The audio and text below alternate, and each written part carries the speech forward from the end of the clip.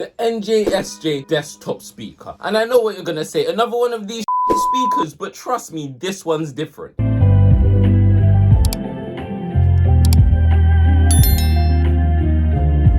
And as you guys can hear, it gets extremely loud and extremely bassy, meaning it's always around that 60% range, since I start to feel bad for my neighbors when my whole room is vibrating, and I know their side is as well. The two smaller speakers create that surround sound experience we know and love, while the larger speaker actually produces the majority of the bass. And with these three in a setup, it creates an amazing listening experience. However, because these two bad boys have massive cables like this, you really need to focus on cable management if you don't want to make it a fire hazard, as well as the fact that the bassy one is massive, so you really need to organize your table well, or just buy a big table so you can actually fit this without it looking cramped and just weird. But because this speaker allows you to change the bass, treble and volume, it's in your best interest to keep this big bad boy accessible, meaning it can't go on the floor, which makes it even harder to create a setup with these three speakers. And unfortunately, no, there is no firmware on this system that allows you to do it straight from the PC. So every time you want to change something, apart from the volume of course, you have to go here and tamper with the bass and treble, which can get quite annoying if you've hid it behind your monitor, for example. And yes, the controller did come with it, which should have made it easier to use, but the distance that I needed to close for it to actually work means that I should have just turned the buttons, I'll be honest.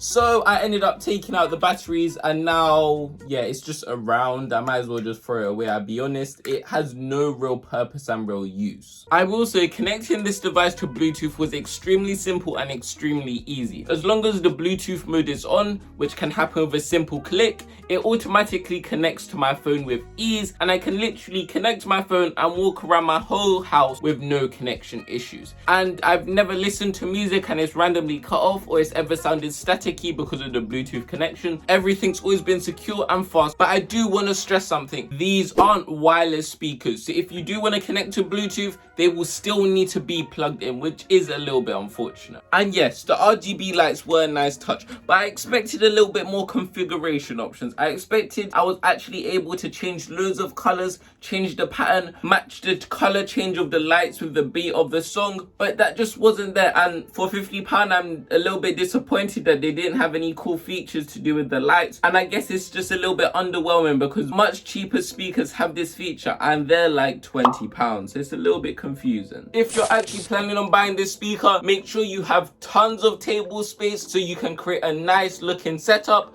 as well as a lot of money, since £50 for this is kind of a stretch, I'll be honest. But if you wait till it's on discount, it might actually be worth it. However, if you actually want to see a good speaker, check out this video over here. And yeah, it's been your boy Mr. K, and I'll catch you in the next one. Bye.